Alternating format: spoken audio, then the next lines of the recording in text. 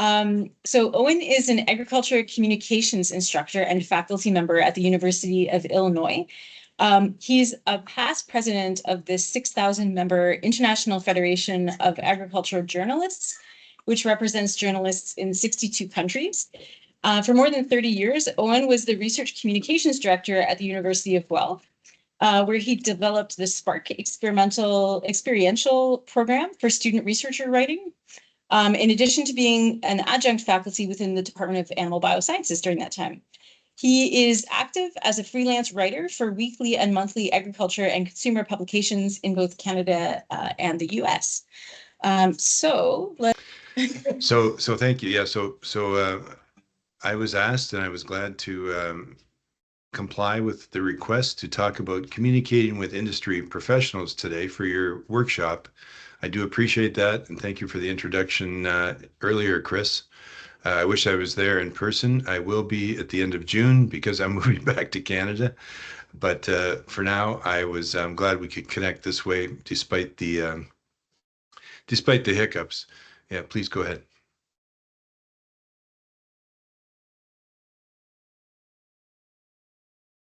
Yeah, so I want to say thanks to everybody who rolled out of bed on a Friday morning to take part. That's wonderful. Well done, folks. And to presenters, I know one of the presenters very well, or at least I did 15 years ago. See how well Alex has done in her career. Chris, thank you for all your work in setting things up, and Jean for the invitation. And I really do have a soft spot for the Department of Animal Biosciences. When I was the director of research communications, so many stories that we had, so many great research stories came out of the department, and the faculty lineup has always been fantastic. And I was always thankful that the department was so interested in communicating, because the research that it does, animal welfare, other kinds of sciences with so many species, was always really important to communicate to people to understand some of the realities of some of the balanced story, I guess, about animal science and about animal welfare and all the good things that the researchers and grad students do in the department. So this was great. And I was very proud when I was asked to be an adjunct in the department to talk about communications, to help with communications. When I was a journalist, a full-time journalist, before I joined the University of Guelph, I worked at a publication in Western Canada. It was fashioned after Time magazine. I don't know if you know Time, but it has very distinct sections, and one of them was agriculture. And my editor said, "You have a quotient every week. I want one fuzzy animal story." And what he meant was he wanted one livestock story, because people like reading them. People like seeing animal photos. They like seeing animals in out in the pasture, living the idyllic life. They want to know about production, because it's part of the food chain. So I've written for a long time about animal science. I always thought I liked writing about research. There's always something new. So it's great to pass on whatever tips I can today about how to succeed. Okay, thanks, Chris. So today I want to help, if I can, talk about networking and communicating and networking before your conference that you go to, during your conference, and after your conference. I think sometimes we might play up one of those areas more so than the other, probably during the conference, but just maybe some tips about what to do to succeed with your conference experience before and after. Thank you. So You might not be surprised to hear me, as the former director of research communications for the university, to say research is really where it's at, but it really is, as far as getting a jump on things. So if you're conferencing and networking, oftentimes once you've registered, you'll be able to get a list of participants who's there, and of course you're always looking to see who you know who's going to be there, but who do you not know, which is probably as important, so you can get to meet some new folks and maybe make a strategic connection with them. And this is where we start to get strategic. Why would they want to meet you? And this is really something to start thinking about when you're planning your conference and networking experience. What do you have rattling around inside your head that they need? And you do have something. I mean, you're grad students now, or will be, or beyond, perhaps. Um, you have some expertise that you may take for granted that people need. And why would they want to meet you? Well, because you can share that expertise. And you think about, what do you want from them? Do you want grant money? Do you want work? Do you want collaboration? Who doesn't want grant money? Of course, but someday you might want to work with them. You might want to have an industry collaboration, something to think about beforehand. Oftentimes, when we're conferencing, it's in a venue that's at a university somewhere else, and you don't get to see, or at a hotel or something, and you don't get to see much beyond that. So, are there opportunities for on-site industry visits as well? Usually, a university will have a vibrant research park if it's an active university, an active research university. It'll have an active research park. Are there opportunities to go for an on-site visit there? Yes, there probably is. You would have to be proactive, or your hosts could help you with that. And then at the conference itself, how will you make your presence known other than your Guelph swag that you'll be wearing probably? Will you be, if you're presenting, will you be visiting exhibitor booths? Kind of both sides of the coin there, but you want them to see you without being too garish. You want them to see you because you want them to meet you, and you want to meet them, whoever they is, other exhibitors, other students, other professionals. Something to think about. All these things to think about beforehand. Thanks. And we'll talk a bit about marketing yourself. Marketing is still well, it used to be considered very distinct from science, and not necessarily in a good way, because there was a language of science that had to take place, and still does, in order for science to succeed. But there's also a language outside of science that, if you're going to be noticed, if you're going to be pertinent to a whole lot of the community, you need to be able to present yourself, to speak, and to listen in ways that may not be science oriented. And this is where, as a starting point, LinkedIn comes in, because LinkedIn is such a great social media platform for business. I really encourage you at this point, the point that you're in now, to either to join LinkedIn if you haven't already, but not just to join, but to actually publish on LinkedIn. Like, what can you talk about on LinkedIn? Well, you could talk about this workshop that you're at today, because this is a professional development activity, and people like to see what you're doing outside of your science circle, to understand what the lay of the land is, what other people are doing, what what trends are going on. And LinkedIn is a good spot for that. At least it is right now. It hasn't been it's maintaining its integrity, I would say. So I would publish on there, and I would certainly update, um, make sure that my LinkedIn profile, if you already have one, is up to date. And this workshop could be one of the things that you update it with. People would want to know that you're staying current, that you're reading the industry, and that you're watching where things are going, and that you can write. It's one of the things about LinkedIn. You can write. You can, and I mean, we could have a whole nother session about how to write for LinkedIn and how to write for social media, but at least you're on there. If people want to follow you, they can find you. So I'm a big LinkedIn fan. Thanks, Chris. This is my LinkedIn page. So, look at what it tells you right off the bat. It tells you that tells people that you've got some followers and what your interests are, who you are. Uh, I'm now a trustee for this Global Foundation for Agricultural Journalism. I graduated with my doctorate from Texas Tech, and it wants those things to be known, but it also gives you some opportunities to put some visuals in there. As an instructor, I was really interested in having some of my students represented there as well. So that just says all kinds of things.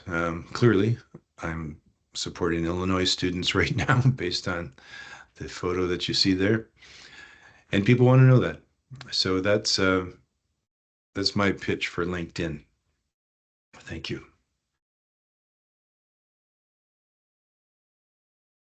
Now, when you're going to be, so before you're going to your conference and you're marketing yourself and you found out who's going to be at this conference, I suggest finding them. It might be LinkedIn. It might be just an email that you can usually find if they're at a public institution or even private. You can usually track them down. Just send an introductory email. I really like when I receive these from students or from colleagues saying, hey, I see you're going to be at the blank conference. Looking forward to seeing you. Um, and here's what I've been up to lately. And it doesn't have to be very long. Um, I think in the introduction, it was mentioned that I freelance a fair bit. And go ahead, please, Chris. This is my introductory requests that I use.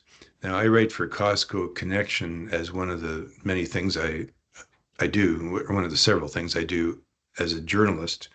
And it sounds like kind of a funny thing, but Costco Connection has the widest readership of any magazine in Canada. It's kind of amazing that a specific consumer magazine like that has risen to such a level, but writing for it is wonderful. I I get notes from people all over the country saying, "Hey, I saw you in Costco Connection writing about whatever." They contact me when they have a kind of a farm story, something that involves plant or animal production. So this is an example of a introductory email. Now, in this case, I was trying to line up an interview with a source, so I uh, put in a link to myself because I don't assume anybody knows who I am. Certainly not in this particular area. Just a quick, there it is, 3 lines, 5 W's in the H, who I am, where I'm at, who I'm writing for, what I'd like to get out of this interview request, how long we want it to be. Here's my availability. Boom, boom, boom. Doesn't take very much. I throw my phone number in there because I'm interested in speaking to this person, but it works, and especially when you consider when you think about uh, your subject line, um, that leaps out to somebody who wants to be in the biggest publication in Canada. So, what if we're extrapolating this to your situation? You're from the University of Guelph, which is one of the most prestigious agricultural universities in Canada. Um, you're putting in a request. Hope to see you at whatever. Um, being specific about it and asking for some response. So I think that's an important part of marketing yourself because you also get to talk about what's coming next is, thanks, Chris. a professional portfolio. So in my classes here, I have my students all create a professional portfolio using Wix. Wix is free. It looks pretty good when you're done. And as you'll notice, if you could just go back, please, one slide, Chris. Yeah. So after I introduce myself after I say hello to Mr. Proparo, I immediately put in a link to my portfolio. Thanks, Chris. And I'm saying that I'm suggesting you do create a professional portfolio because it's an easy way for people to see what you can do. And job applications I've seen are increasingly asking for a link to your portfolio. It's the ones I've seen, they're often at the end, says insert link here to your portfolio. So we better have one or something that we can that shows that we have some e-savvy, unlike myself with with Teams here, but I'll get that figured out. Point is, people are asking for it. So let's be proactive and get something put together. Okay, thanks. So this is an example of one of my students. I'll show you a couple here, but this is a Wix portfolio. Maybe you folks already know that. Maybe some of you already know this. Maybe some of you don't. But easy to put together. Shows immediately. So here's a good-looking young guy. Here's his name. Then up in the navigation bar, here are some of the things that you can click on to learn more about him. He's introducing himself at the start. Tells you so much about the person right here. Some of his leadership interests that he has. And I know how much time the students spend on this. Some of them spend 2 hours, some of them spend 2 days, some of them spend 2 weeks. But the bottom line is they have something, and they're marketing themselves. Some ways proactively, some ways reactively if people are asking for this, but they've got it ready. And that's kind of the message here today is let's be ready for these opportunities, for our networking and conference opportunities. And you might not associate traditionally having your own electronic portfolio as part of being ready for a conference, but it really is, because you don't want to have to come back and put one together because you're trying to connect with somebody who you met at this conference or the networking opportunity. Okay, thanks. So there's an example of one. Here's another. So again, you can see what her interests are up in her navigation bar. I encouraged her to put a few more buttons in there, so because she's very talented and she has a lot of good writing skills. And I suggested she expand projects to include journalism and to include presentations. But bottom line is, here's an approachable person out in a rural area. Clearly, she talks about growing up in the small town of Chadwick in northern Illinois, and then away she goes. Tells you all kinds of things in a very brief period of time. Okay, thanks. Here's another one. A young man with a groovy mustache here. I'm not so crazy about the colors that he chose, but at least he has something here. And he talks, and you can see in his navigation bar, he has his presentations, which he was very good at. He was also good at writing, and his photography was published in a daily newspaper outside of our class. So he's very talented, and here he is. Looks approachable. And right up front, here's his professional portfolio, and here's his name. So again, not overly complicated, but it says so much for a pretty small investment on your behalf. Okay, thanks.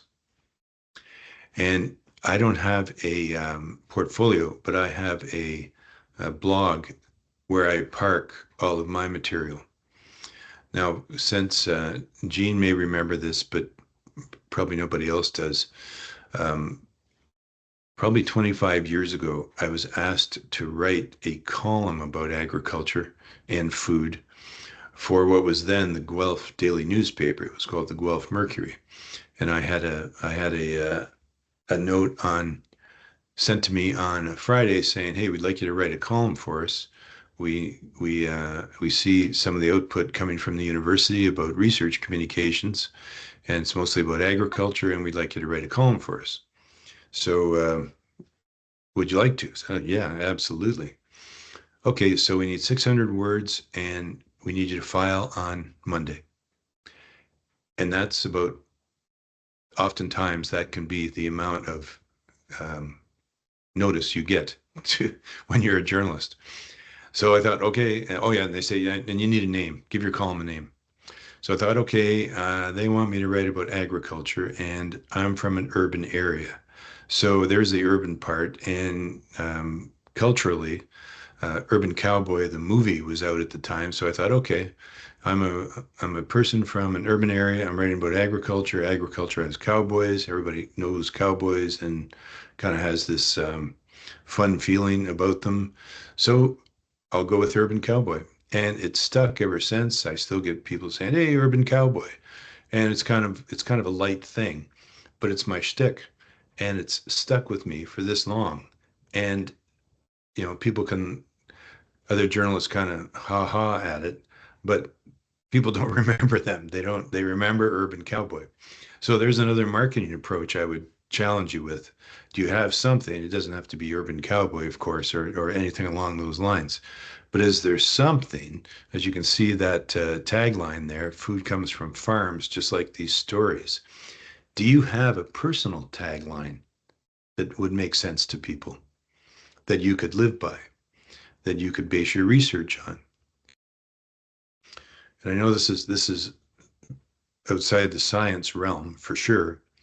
Um, so is my blog, but I want people to know stories I can, stories that I have, what I'm comfortable with, introducing myself. This covers a lot of ground right away. And I can always send people to it, like I did Mr. Paparo when I was introducing myself to him. All the more reason I'm saying to have something electronic like a portfolio or a blog where you can park things. Okay, so this is all pre-conference, pre-networking preparation beforehand. Now, here comes the during part. So I'm starting this out with what is an egg, because once again, it's preparation. And I'll tell you the story related to this. When I was the director of research communications, we would often invite journalists from urban areas to come and talk to researchers who had breakthroughs or developments, as they often did. Probably breakthroughs is a bit strong, but occasionally there are breakthroughs leading from developments, lots of developments in animal bioscience. So we often get we often get asked to host journalists as well, by the journalists themselves or by their newspapers.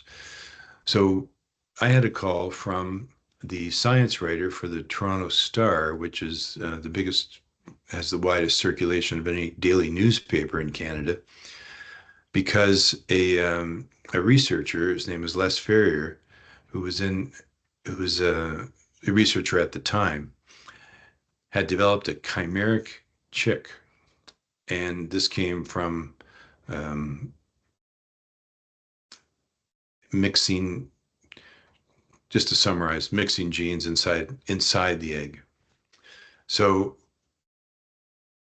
we issued a news release about it. The Toronto Star reporter read it, was excited about it, asked if he could set up an interview, if we could set up an interview for him with Les, and so he came down from Toronto. The three of us sat down. I was more of a resource, if anything. But we sat down, and so the reporter says, "Okay, so you got this chimeric egg, very interesting. But let's start with the basics. What is an egg?" And the researcher and I kind of looked at each other. We weren't really ready for that question. I wasn't thinking he was going to ask it. I thought he wanted to talk about what is a chimera. And it was a good lesson because this was one of the most experienced science writers in Canada. And after we thought about it, we thought, okay, everybody can identify an egg. Everybody knows it comes from a chicken, and other species have different kinds of eggs. But what is an egg? And I've never forgot that experience because it made me realize that you really need to know the absolute basics of the species you're going to be writing about, or not writing about, presenting about, or writing about perhaps, or the subject that you're talking about. So I'll often use that as my starting point, like what is an egg? When I was writing about aquaculture recently, what is aquaculture? Like we just can't assume things, and it doesn't take very long to talk about it, or very long to have a little shtick about explaining what it is. In some cases, it may be elementary, like what is a calf or what is a chick or something. But when you think about the science behind an egg, it is pretty significant. But who thinks about that very often? Well, we have to, because if we're asked this during our networking, we have to be ready. Thanks, Chris. Now, these are the two questions that I guess I'm speaking to you here as a journalist, but these are two of the most important questions that you need to be able to answer about your research, because this is what everybody else is asking. They may not be asking it in as blatant a manner as this, but journalists want to know, okay, you're doing some research. So what is the impact? What's the implication?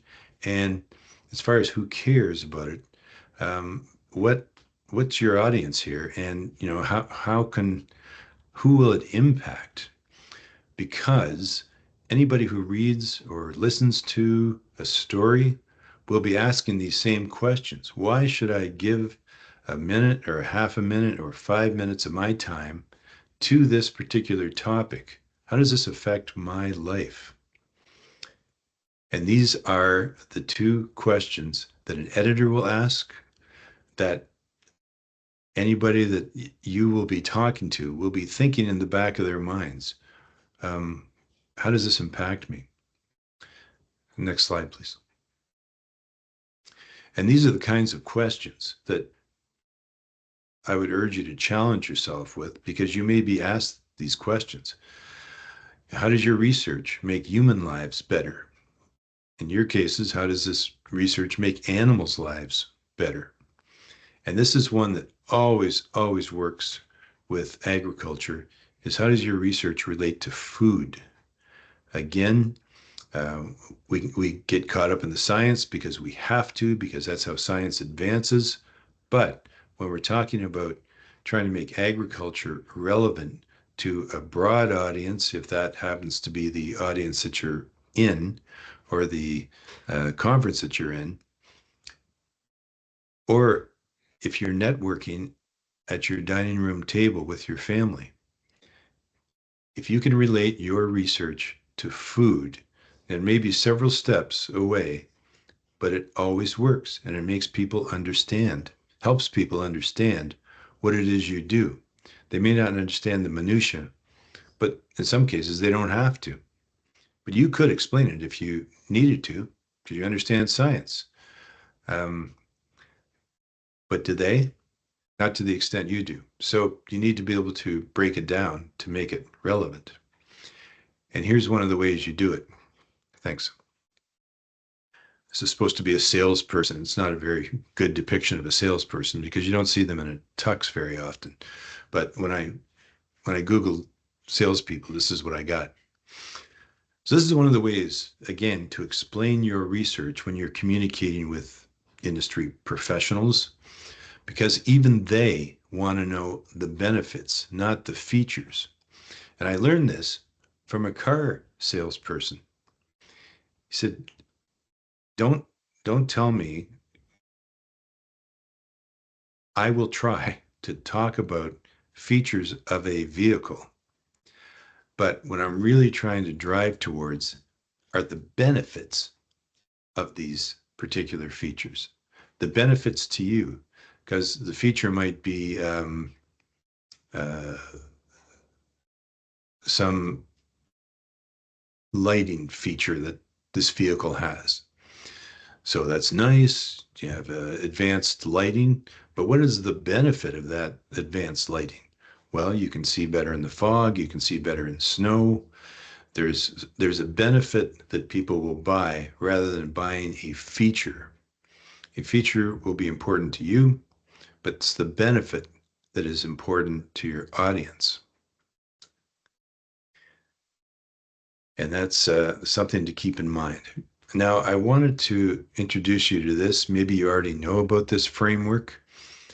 It's kind of a classic, or has become a classic in the last decade, maybe, for explaining your research, and it's called the and, but, therefore framework.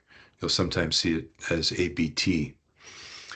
So maybe just think about your research and see if this would work in this way. And you can see I've drawn some lines in there because this is what either comes before or comes after these particular parts. I'll show you how it works. So if you set up the next one, please, Chris. So you have a positioning statement, and then you add the new development to it. Then you put in the conflict, and conflict is a key for driving news. A conflict doesn't have to be people fighting. It's oftentimes the status quo and the new, or what should be the new. And then you come in with your resolution. So let's see what this actually looks like. And you see we've got the and, but, therefore. And here's how it can work as an example in real life. So here's the positioning statement. Beef consumption is on the rise. Okay, I get that. And what is the new development? Well, beef's a nutritional powerhouse, plus it has some regenerative impact on pastures. There's the regenerative word that everybody wants to talk about now. Okay, that's great. But this would be a communications approach, but misconceptions run rampant about beef's nutritional value and environmental impact. Therefore, research is needed to reveal how to communicate balanced, research-based information about beef production and consumption. Boom, that's it. That gives you the positioning statement, the new development, some conflict, and your resolution to that conflict. That's where your research comes in. Thinking about those prior steps to your research will help people understand why it's important to do it. So that is the ABS approach. Can it work with your science? I think it can. It's become popular, certainly in arguing about why particular research should advance, and in a nice, neat package that people can generally understand. The challenge to you, of course, is what is the positioning statement that you have to come up with, and finding the conflict. The conflict is something hasn't been done before, so now you're going to do it. You're going to add value somewhere along the line. Okay, thanks very much. Just suggesting during your conference or your networking opportunity, if you're on LinkedIn, if you're on TikTok, if you're on whatever the case may be, you might want to take the opportunity to add if you're on X, you might want to be tweeting about it or whatever. I have a student that is addicted to her smart watch, and it's really distracting because every time she gets a ping, then she's not speaking with me. So I'm not going to call this a don't, because of course your smartwatch has a function as well. But I've just urged you to be cognizant and cautious of its use for other than if you're networking with somebody, you're not going to be there for all day, probably even an hour. So whoever's trying to reach you can hang in there and wait until you're done. Okay, so that's the last during. So after, now what? So find and follow those contacts that you've made on LinkedIn, or whatever other platform they're using. They may not be on LinkedIn, even though we all know they should, but they might not be. So what other platform are they using that you can connect with? I'm suggesting you send them a follow-up email, and if you've not identified them before your networking opportunity, then you could send them an email with your electronic portfolio address, so they can find you and learn more about you, and then ask for an opportunity to further explain your research, because you haven't had much time probably during this conference or the networking opportunity. A little bit of that'll be in your portfolio. You might also have some published papers that you have added, that you have in your portfolio, or presentations that you've made. But just having an opportunity to further explain it, and who's going to say no to you? Likely nobody will do that.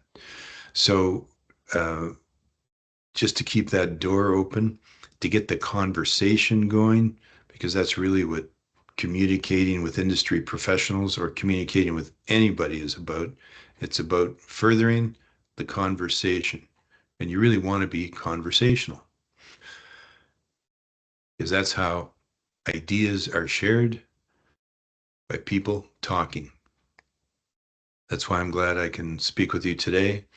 And what else can we talk about that I might be able to help you with? If we're not talking about it now, I'll be glad to address an email. There's my email address at Illinois.